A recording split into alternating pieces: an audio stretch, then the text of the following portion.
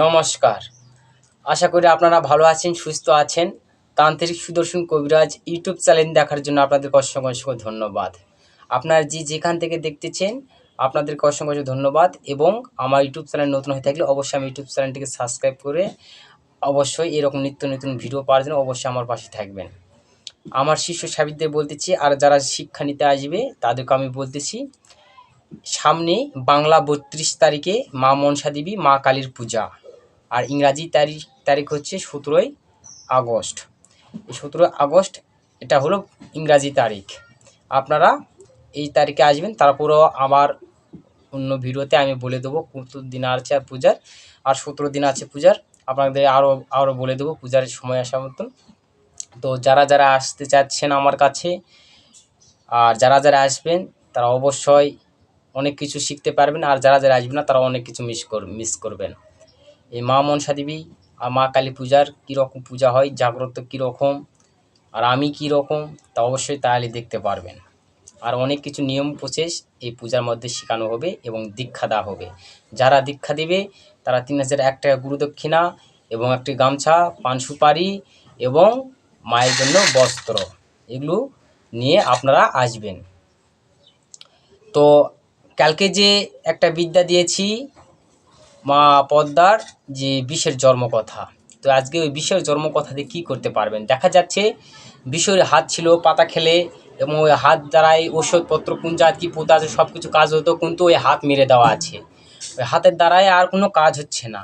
তাহলে ওই বিষহরী সাবেক বিষহরীর হাতটা কীরকমভাবে তুলতে পারবেন, আবার কীরকমভাবে ওই হাত দ্বারা কাজ করাতে পারবেন সেই বিদ্যা দিচ্ছি।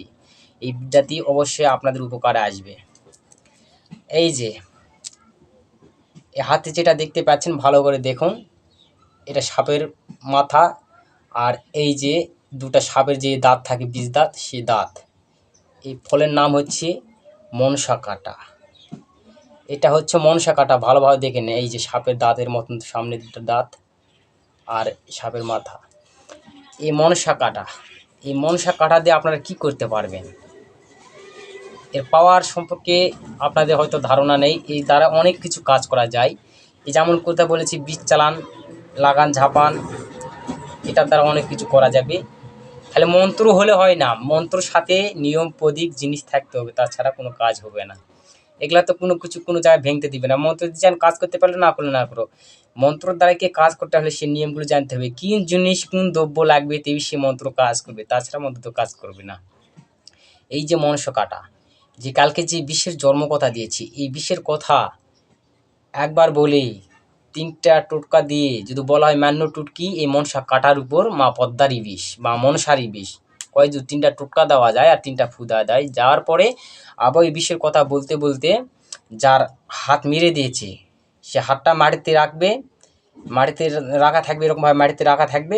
ওই বিষের কথা জন্মকথা বলতে বলতে মান্য টুটকি মা মনসার এই উমুকের হাতের উপর বিষ বলে 3টা টোকা দিয়ে 3টা ফুক দিয়ে এই যে মনসা কাটা ওই হাতের উপর এরকমভাবে 3টা টান দেবেন, 3টা টান দেবেন, দেখবেন সাপে যেরকম কামড় দিলে যেরকম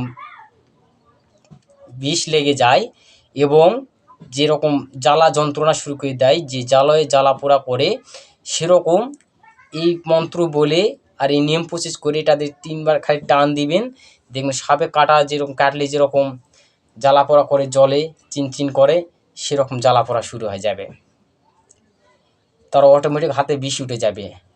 বীজ যতক্ষণ না থাকে, বীজ যতক্ষণ না থাকবে ততক্ষণ মা মনসা দেবী বা বিশ্বরের হাত ওঠে না।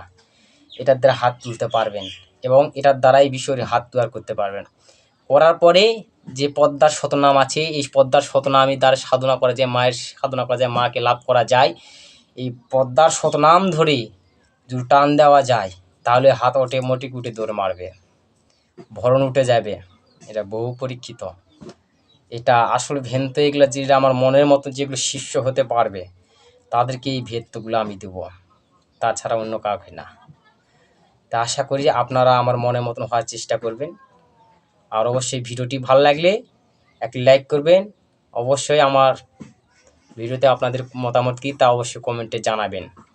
আর আমার ইউটিউব চ্যানেল নতুন হয়ে থাকলে অবশ্যই আমার ইউটিউব চ্যানেলটি সাবস্ক্রাইব করবেন। আজ এই পর্যন্তই। আপনারা ভালো থাকুন, সুস্থ থাকুন। দেখা হচ্ছে আবার কোনো নতুন ভিডিওতে। হ্যাঁ, আর একটা কথা বলছি, সামনে আমার পূজা, মায়ের ভোগ রাগের জন্য যদি কোনো ভক্ত নিজের ইচ্ছা মনোগত থেকে যদি কোনো কিছু দক্ষিণা কোনো কিছু দিতে চায়, যে স্ক্রিন নাম্বার দেখতে পাচ্ছেন এই নাম্বার নগদ বিকাশ আছে, আপনারা নিচুপে দিয়ে দিবেন। দান কখনো জানে দেওয়া যায় না, ডান হাতে দান করলে বাঁ হাত যেন না জানতে পারে। সেরকমভাবে মায়ের কাছে নিষ্ঠা ভক্তি নিয়ে যে মাসে বানান নিয়ে যে কয়টায় দক্ষিণা পড়ুন এই নাম্বার নগদ বিকাশ আছে, আপনারা পাঠাতে পারেন। অবশ্যই বুঝতে পেরেছেন। ধন্যবাদ।